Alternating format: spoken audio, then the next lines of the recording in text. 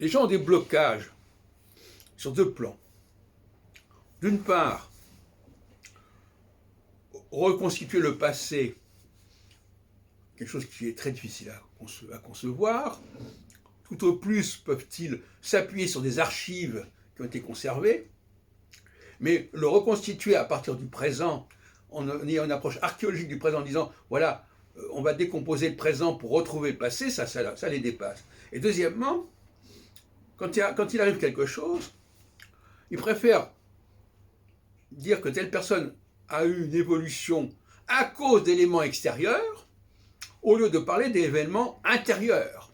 Or, l'astrologie, elle nous parle d'événements intérieurs. Il y a quelque chose qui s'est transformé. La personne a changé d'attitude. Ce n'est pas forcément qu'il y a des événements qui sont venus, qui sont survenus. C'est son changement intérieur qui peut avoir provoqué certains types de situations. Là aussi, il peut y avoir des contresens.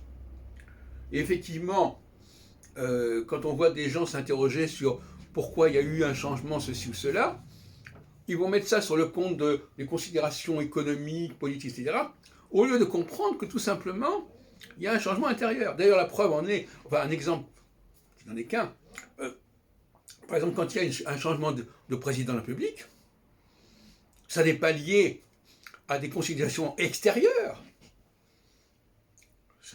C'est simplement qu'il y a un calendrier qui s'impose et qui fait qu'à un moment donné, ça s'arrête. Je veux dire que le système constitutionnel, il est calqué sur l'astrologie quelque part. De même que l'astrologie produit des changements qui sont internes, qui sont structurels, et elle n'est pas conjoncturelle. C'est là qu'il y a une confusion. L'astrologie n'est pas conjoncturelle.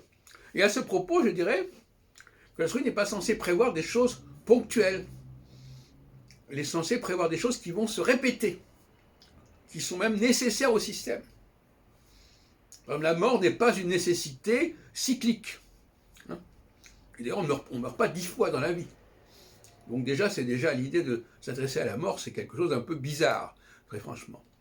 Je n'aime pas du tout André Barbeau lorsqu'il travaille en 1953 sur la mort de Staline, la mort de Mussolini, la mort de Roosevelt, comme des repères importants en astrologie. Ça me paraît assez peu sérieux.